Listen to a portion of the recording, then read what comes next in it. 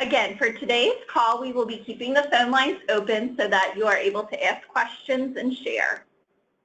If at any time during the webinar you have any technical difficulties, please place those in the question chat box and we will work on those behind the scenes. Now I'm going to hand it over to Sherry Wooten, who will go through our webinar. Okay, well, welcome everyone. This is Michelle Eversole, and I just want to take a moment and introduce our team here on the call today. We do have Sherry Wooten, a Senior Quality Improvement Consultant, myself, Senior Specialist in Project Management. We have Emily Johnson, a Coordinator with Project Management, and Holly Pointer, a Specialist. Holly and Emily will be helping us behind the scenes today. So Great. Welcome. Thanks, Michelle. And this is Sherry Wooten. We're just going to pause for a second on this slide, Emily, but All Children Thrive, we're a learning network, and we could do a lot of describing a learning network, and you'll get a feel of it as we go through here. But at the end of the day, it's bringing together a lot of people who circle around children so that children can be healthy. And there's lots of ways that we work together, and we'll start to describe some of that here. But before we go into kind of how we work, I'm going to talk a little bit about why we're working and coming together as a learning network. So All Children Thrive somewhat starts to go into that. We want our children in Cincinnati to be the healthiest in the nation. So if we look at what are some of the things we learned about our children in Cincinnati that really drove us to form this learning network, you can go to the next slide. So we know that 450 children were hospitalized in the city of Cincinnati for asthma. And, you know, at face value, when you hear that, that does sound horrible because asthma is something that could be controlled outside of the hospital.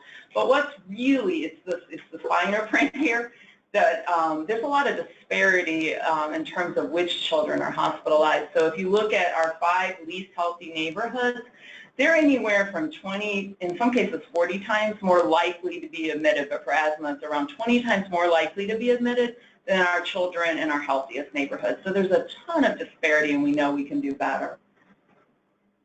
If you go to the next slide, similarly in terms of a gauge of how our children are doing in the city of Cincinnati is that over 1,300 of our children aren't ready when they go to kindergarten to succeed.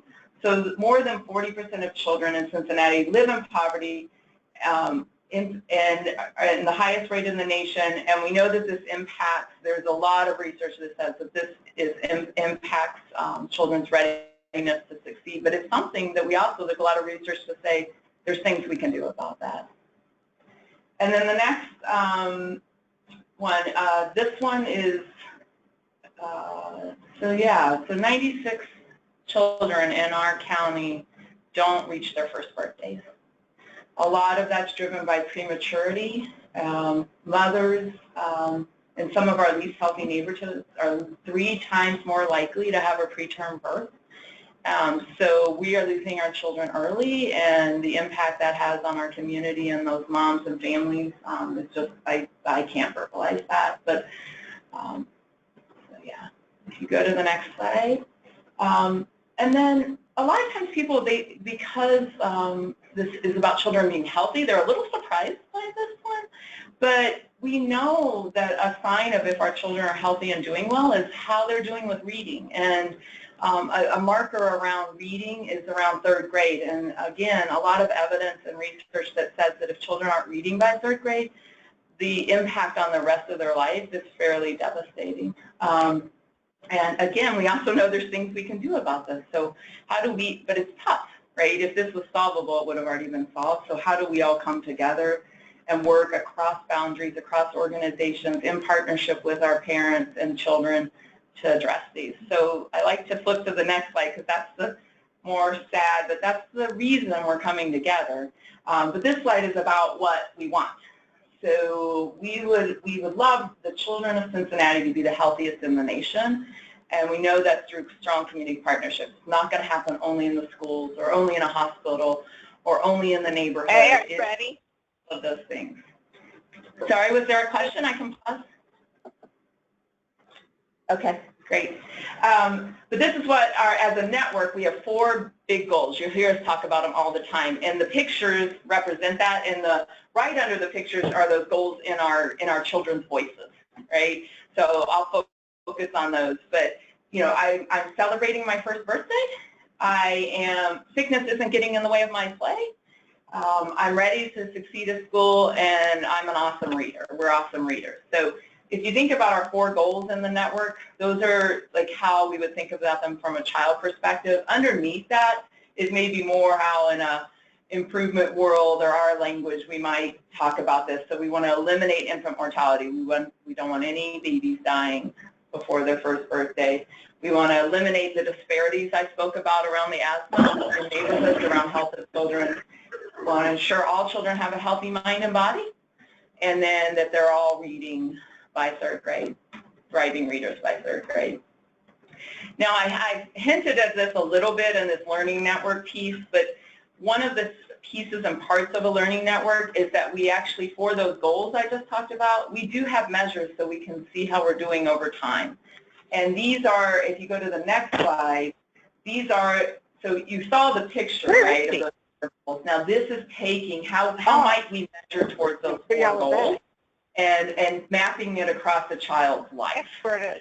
I'm not going to go through all of this, but I hope every one of you on the phone probably sees yourself in at least one of these goals.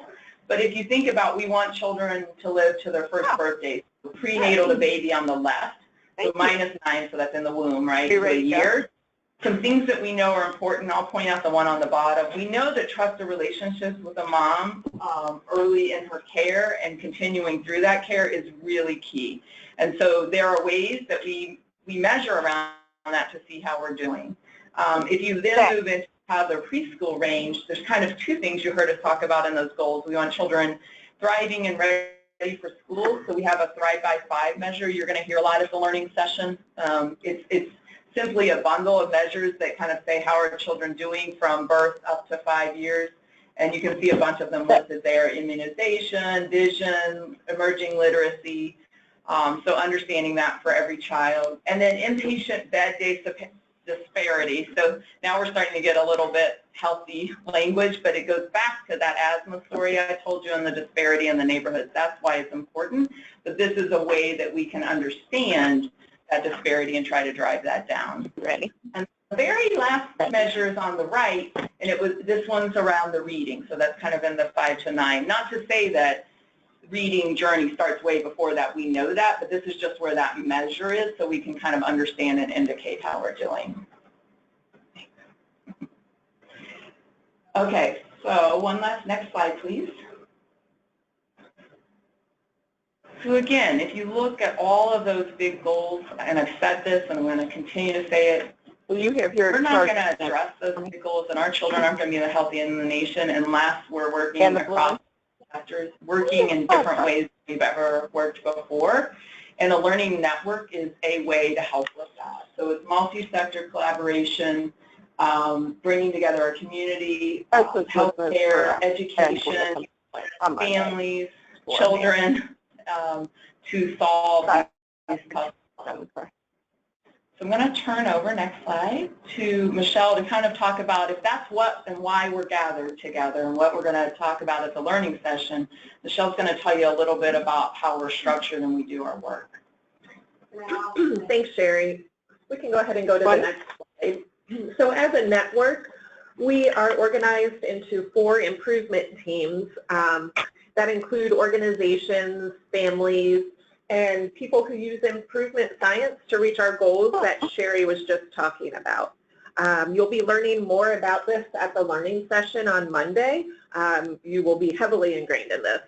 And we use families and children to design and co-create. That's kind of how we center our work. The 4 work streams that we are currently organized around are 3rd grade reading, infant mortality, community-connected primary care, and neighborhoods and social influences. And what we're finding is that these are how we set up based on our measures initially, and some of these groups are starting to morph a little bit as we see and better understand the needs of the community. We can go to the next slide. So almost 2 years ago, a group of folks came together, about 150 of us, and we defined the principles of All Children Thrive. And we asked that as people join the network, they commit to these following principles. Yeah, you want to ask before I even started this. Could we please remember to mute your lines? You're unmuted on our end, and so if you're talking on your end, we can hear you. And to that reminder, it's a good time to remind if you do have a question, you can put it in the question marks, and Holly will alert us and we'll pause. Or you can just say, you can just break in. Excuse me, I'd like to ask a question. So we can go to the next slide. Our first principle, we believe that financial, social, environmental, and racial inequities affect children's health and well-being. Sometimes you'll hear us say that zip code defines health outcomes more than the genetic code does. So solutions must address basic needs of the families first. Next slide. Our second principle is that children are the center of our work, and we are really intentional about this, and we work across family, organizational, and funding boundaries to ensure the system works for children and their health. As we are designing solutions, we intentionally view the system from the family's and child's perspective. And again, I think this is something you will see play out at our learning session on Monday. We get better and better at this each time. We still have work to do, but we're getting better at it. We believe that opportunities and solutions come from families in the community. Next slide, please. Our third principle really focus on relationships, trust, and working together. We really need those to have sustainable solutions and to reach this goal for the children of Cincinnati. The network is designed to inspire and develop relationships across Cincinnati so that we can work together in a system that's focused on what works for children. Programs can never trump the network or relationships, and we are trying to be intentional about leadership being distributed and changing over time. Our fourth principle is that we all teach and we all learn. And so what this is really saying is that we must humbly share and graciously learn from others, even if we're sharing our successes, but also our failures. And again, this is something you will see play out at Monday's learning session. We believe that if we share successes and failures transparently and we learn from one another, that we can learn more quickly and get to those solutions more quickly. Our fifth principle is daily work is action-oriented and results-focused, and we really follow the model for improvement to guide us through this action-oriented work. So what we're really doing is asking questions around what we're trying to accomplish, trying to be intentional about how we'll know that these changes are improvements and what changes we can make that will result in improvement. And as you become a part of the network, you'll start to understand this PDSA model for improvement kind of language, and we offer a lot of opportunities for you to take trainings and really understand this method. Pause here for a second and before we go on and just see if we have questions. So we quickly covered with you like why we're gathering together, you know, what's our opportunity and what are our goals. And then Michelle talked to you a little bit about the structure and how we're doing that right now and our principles. The principles are foundational to us, so we do ask as people joining the network that they embody those principles. So let's take some questions, then we're going to be comfortable with silence for a little bit because I know sometimes it takes you a while on the phone to ask a question. I don't need the question that you have. If you are not comfortable just speaking on the phone, there is a question box on the right-hand side that you can type in, and Holly will read that for you, and we can answer it that way. And if you do it to the organizers, Holly's the only one that sees it. So any questions out there? I had written questions. I am hearing someone speak. I can't tell if they have a question or just... Oh, I think someone's speaking and you're not on mute. Hello? I think you're not on mute, but does somebody have a question? I am going to go around the room in just a second, just to make sure you're comfortable speaking and seeing if you have a question. It's perfectly fine to say pass. And while we're preparing to do that, I'll just say your first name. Anita, I did want to mention, Anita Brentley is in the room with us, and the next section, Anita, we're going to go a little into the co-creation, so I might just ask you to comment on that. I didn't want to surprise you with that one, so we'll maybe come up to the... Okay, do that. Good. So let's do a quick around the room. I'm just looking at those that are unmuted, so don't be shocked if you hear your name, but it's okay to say pass. But I just want to see if you have any questions, either about what's coming on Monday or what you've heard so far. Brittany, how are you doing? Any questions? No questions. Great. Thanks, Brittany. How about Caroline? No questions. Doing good. Carrie King, how are you doing? I'm doing well, thank you. I don't think I have any questions. Okay. A lot of you were in boot camp with us. I recognize a lot of these names, so you even know some of what we mean by improvement science, so great. Alicia, how are you doing? Any questions? Good, thanks. I guess I'm kind of curious what we are doing on Monday. I know about the poster presentation because that's my part, but then other than that, how does that fit into everything else? That is a great question, and hold on. What we'll do is we're gonna get the agenda and we'll pause and talk about that. Thank you for that. We should have had that. Yes, good call. So I know you're sharing your screen, but if we email to you, Emily, can you pull up the agenda for us to go through the participant agenda? Okay, or no? It's a tough, so I'll just talk them through it. Okay. I'm finding out technically from my team. So what I'm going to do is I'm just going to verbally answer your question, Alicia, and let you know that there is for everyone registered, I'm looking at Holly to make sure I'm not lying, there's an email coming out Friday morning that will have how you get to the place you need to go. It'll have a copy of what I'm just verbally going to talk you through the agenda. It comes from Community Health email, so look for Community Health. And that email comes out tomorrow morning, Friday morning, and that'll have all of this. But let me at just a high level, I'll just give you a very big overview. All of the different, you saw those improvement teams that Michelle mentioned, reading, infant mortality, the Cradle, Cincinnati group, all of them are coming together, and on Monday morning from 8:30 to 9 we'll gather, we'll have breakfast. And then we have a kickoff from Marilyn Crumpton, who is our interim director of the Cincinnati Health Department.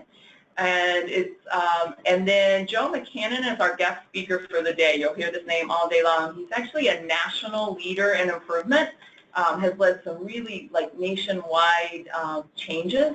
And so he's going to be guiding us through some improvement and teaching us more. But he's going to set off the day and structure the day for us and our thinking.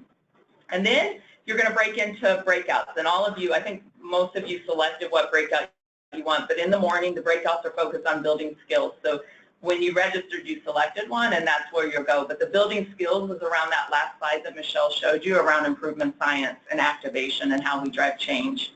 I won't go through all of those, but that's the morning. And then you'll come back, and after the breakout, this is my favorite part of the day. We call them storyboards. But it's just all around this large hall room or posters of teams who have done improvement work, and many of you are boot camp teams are doing this, so many of you on this phone are actually part of this storyboard portion, and it's interactive. So imagine like a poster session or a fair or something, people come and go. It's not formal presenting, it's more interactive around what people have learned.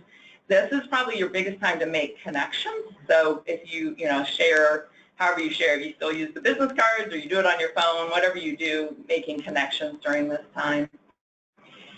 And then we'll come back, and I'm very excited. We have one of our parent leaders, Crystal Mays, is going to do what we call an Ignite talk, but she's going to demonstrate a powerful tool that's called Self Us Now, but it's how you, through your own story, activate people towards a common goal.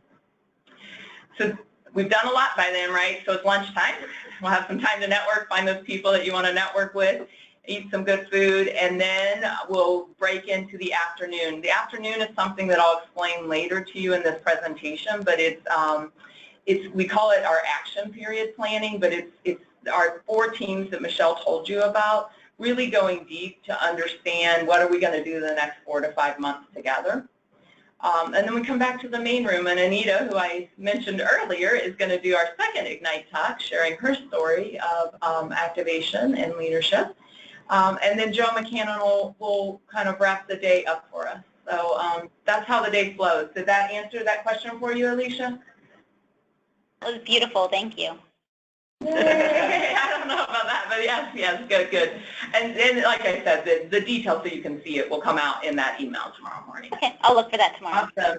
And I think I didn't get to Joyce. How are you, Joyce? Good to see you on here. Did you have any questions? No, thank you. I don't have any. Okay, good. Looking forward to seeing you Monday. And the next, anybody else? I can't scroll down.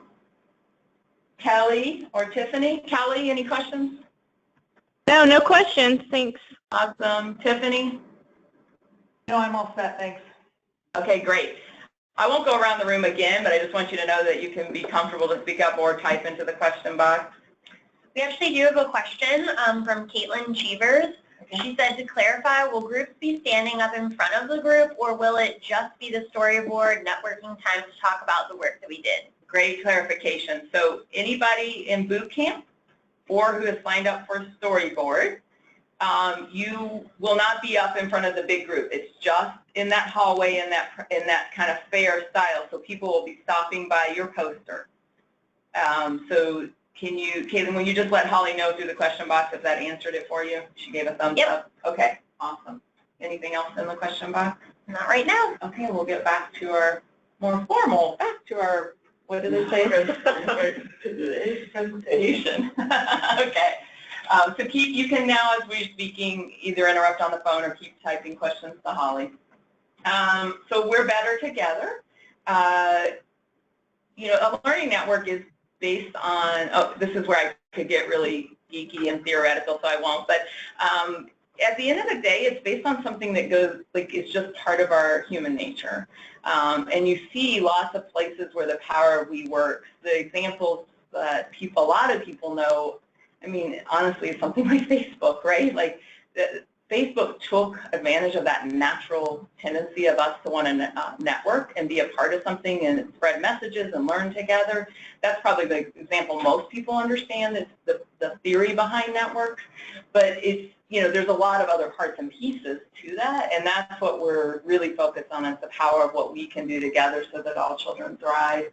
So some of the we, just to make this real for you, if we look at next slide, we from an organizational perspective, this by no means covers everyone involved, but it gives you a sense of a lot of the people who are involved from an organizational perspective. And we left a little circle there, and hopefully add in your organization if it's not already on here. And these are the people behind. If you go to the next slide, Michelle talked you through these kind of structures of how we do our work. And these are actually the people behind that, right? These are people who are helping us improve and working across our systems. I actually love, I think the example up top is probably on the upper left, you see a female and a male. And what's fascinating about that, one is a physician and the other is a property manager, right? And they're partnering together for health of children in a building, right? So ways that maybe we normally don't think of partnering.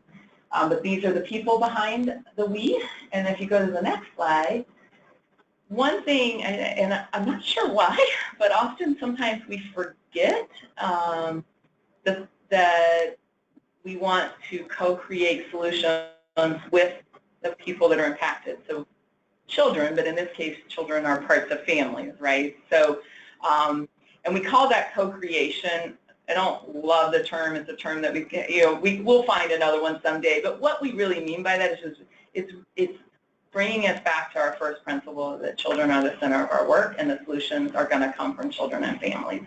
They are the closest to what they need, and they know. And so it's trying to create an environment that really brings people and trust together, but you do have to have some structure to create that. And Anita Brentley is here. Anita, I don't know if you want to comment a little. Maybe we go to the pictures just so people see that. That's actually on the left picture, holding the baby. That's Anita.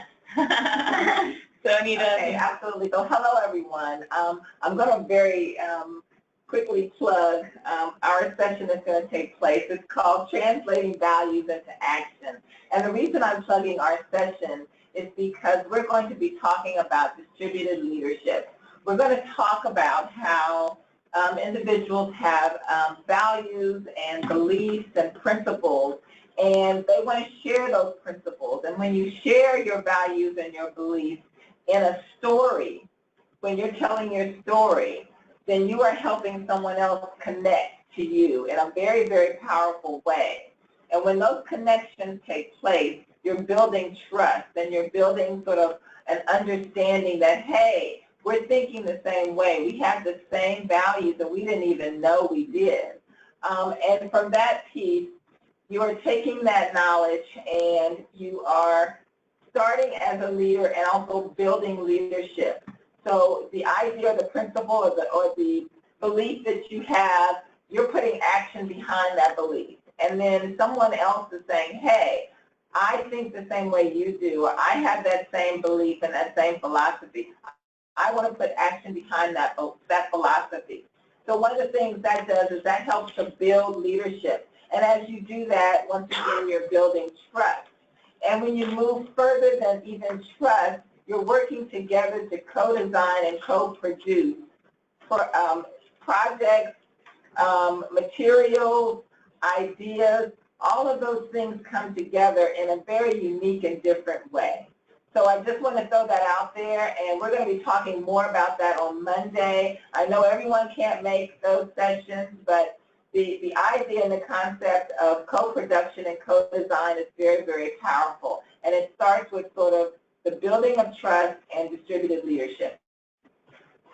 Love it. Thanks, Anita.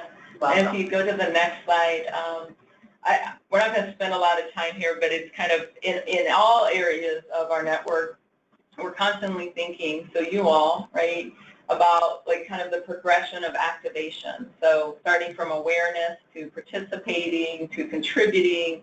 Many of you in boot camp are contributing, right? So all the way up to ownership, and we're hoping based on your interest, right, that you yourself will kind of grow inside of our network as well. But we also think this through specifically around our family partners and the co-creation. And then one last thing for me is, so what are some of the things we've done? We've been together, I guess, what are we at, a year and a half now? Yeah. So October 2016. These are a lot of things that we've done. The improvement science part of me tends to go over to the right in the numbers, but one thing I'll say is we have saved 10 children from being admitted to the hospital, and children spent 21% fewer nights in the hospital, and that's specifically in the Avondale. So this is one thing you'll learn about improvement science. We kind of start small to figure out what's working, so we're focused somewhat into, it doesn't mean if you're not in these neighborhoods that's not a problem, but just in terms of our strategy, we look at Avondale and Price Hill to be learning. We've seen some initial early results, and we're looking at the spring results right now, but where some of the classrooms that are employing some techniques in these schools that you see listed, let's see, it's 1, 2, 3, 4 on the left, kind of the blue networky looking diagram. Those schools have seen some early success from employing some improvement science techniques in the classroom, so children actually doing improvement science, and we'll be sharing some of that at the learning session. We've got, I'm trying to think what other one we want to highlight. Michelle, I'm thinking of the, of what Marilyn's going to talk about. Oh, on the you all are part, many of you on this phone are the one in the middle. On the right, it looks like a little graph with an arrow and the 4 circles around it. So we've trained 37 leaders in improvement science.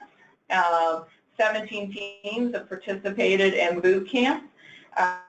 And 25 teachers have, back to that other thing I mentioned, have been specifically trained around improvement science. So many of you who are on this phone, I think, were a part of the boot camp portion. And then the last thing I'll highlight, and it ties back to what Anita was talking about, is we have 45 parent partners from Avondale and Price Hill who are contributing to our improvement. And you'll meet many of those people. There'll be a lot of the storyboards. You'll meet storyboards. You'll hear some of them telling their stories. So, okay. I think we're going to let Michelle talk about our journey, and then we'll pause again for questions. So we've had, we can go ahead and go into the next slide. We've had quite a journey over the last year and a half, almost 2 years now, that's gotten us to this road to see those successes that Sherry was just talking about.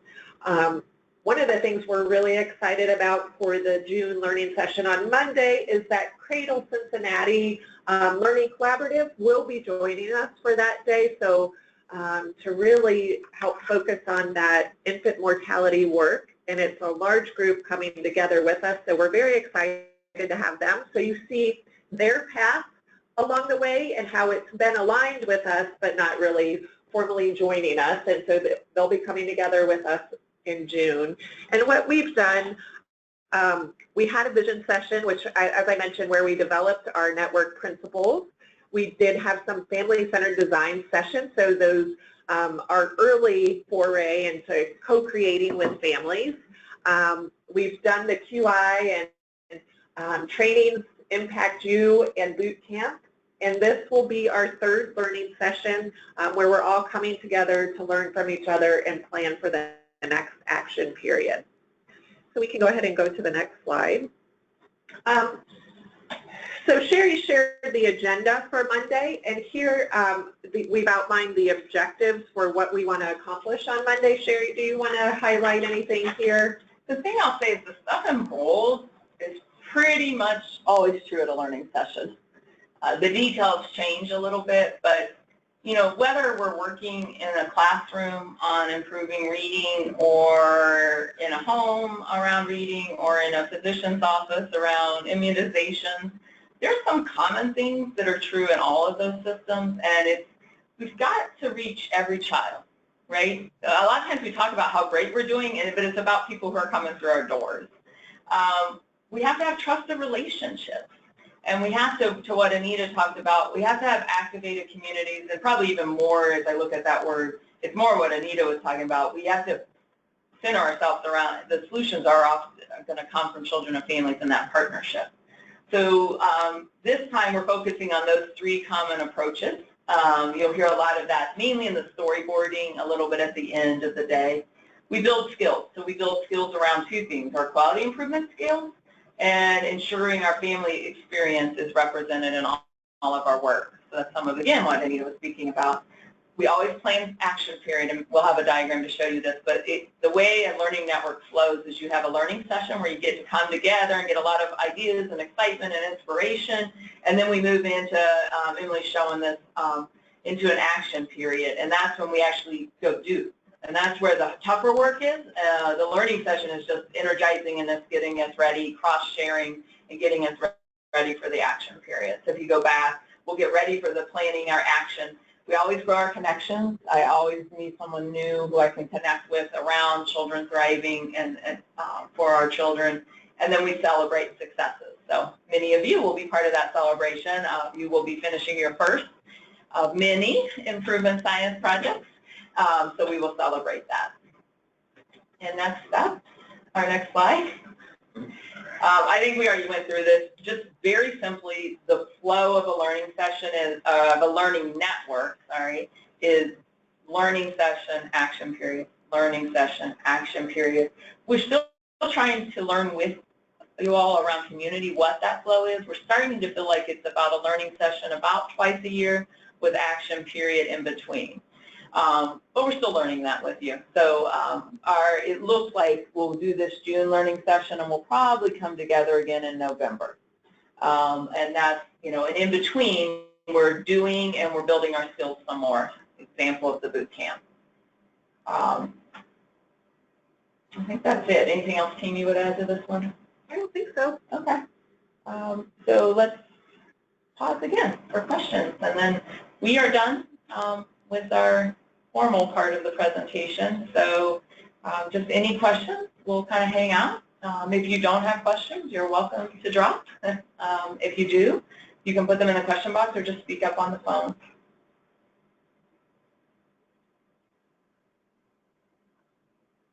Anything in the question box? Nope, nothing in the question box. Good. We can visibly see as you're dropping off, so we're going to hang out just in case you're formulating your question or thinking. So we'll hang out if we see if anybody's still remaining in case you do have a question, or you can put it in the question box. I will remind again, thanks to Alicia's question, you'll get an email tomorrow morning that gives you all where you need to be Monday and the agenda and all that. Holly, what you have? So Alicia just wrote in and asked, can you give examples of some actions that happened during the action period? That's awesome. Yeah, does anybody else want to jump in, or? Okay. I'm just looking around the room. A lot of the people here work with the people doing the action. So I saw a whole bunch yesterday. So here's an example of an action. I worked with a group who are property managers, and their goal is to reduce move-outs, so evictions or just unfavorable move-outs, because we know that moving a lot really impacts children. And so they spent that during the action period, the last 6 months, testing a system of how they partner with their residents to reduce evictions, so that children, it really, if you think of a serious safety event in a child's life, moving a lot, we know is hard on children. And they tested ways to partner with their residents, and they have a huddle now where they look at weekly issues. They partner with asking residents, what can we do? Police officers are a part of that. So that's an example of they're actually doing things differently now. And when I use the word testing, if you're at all in education, I don't mean that. It's just trying things out really quickly to see what works, instead of trying to put in a big program and a big implementation. They didn't say, what we need is a program in the apartment buildings and all the residents will come to this, right? What they said was, let's go talk to one resident and see what they think, and let's try that a little bit. And then let's try that with 2 residents. And then they got to the place where they're doing this kind of huddle around issues and what can they be doing proactively to help. So that's an example. Another example is in the classroom. Teachers have actually worked on doing, working with children to say after the lesson, to have children do a little, this worked, what worked for me, what didn't, like, so a self-reflection time with children to see if that impacts reading, and reading increases. Connie, I'm trying to think of some for infant mortality. You have a bunch, I know. I would say, this is Connie Stewart, and I work on the infant mortality improvement team.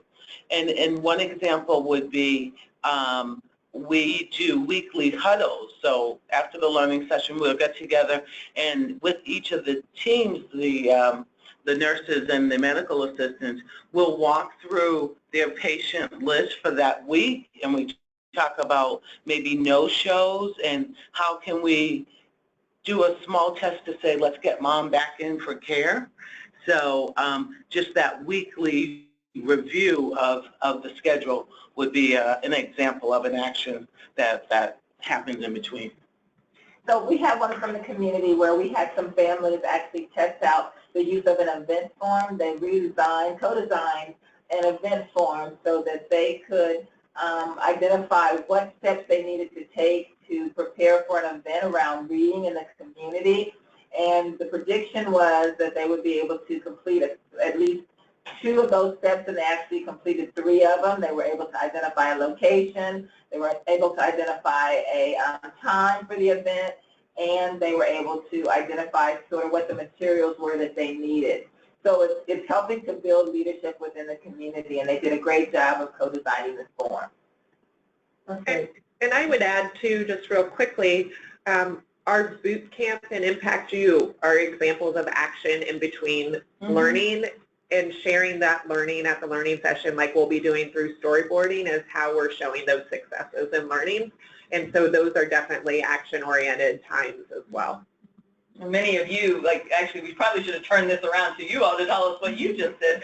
But I won't I already put you on the spot once. So if you want to speak up, you may. But yeah, so that's what it is, and we start aligning, and the more actions we're taking towards this and together, the more we see the Impact U team that Michelle referenced, which is boot camp is kind of the beginning, introductory, and then Impact U is how you would lead like maybe a slightly larger AIM run, one that might run a year.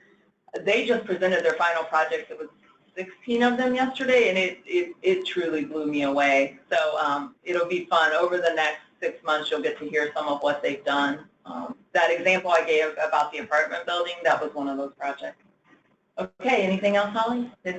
I'm sure we more than gave Alicia. You can tell we get excited about our action periods. So. Nothing else? Thanks, Alicia. Okay, everyone. One last call.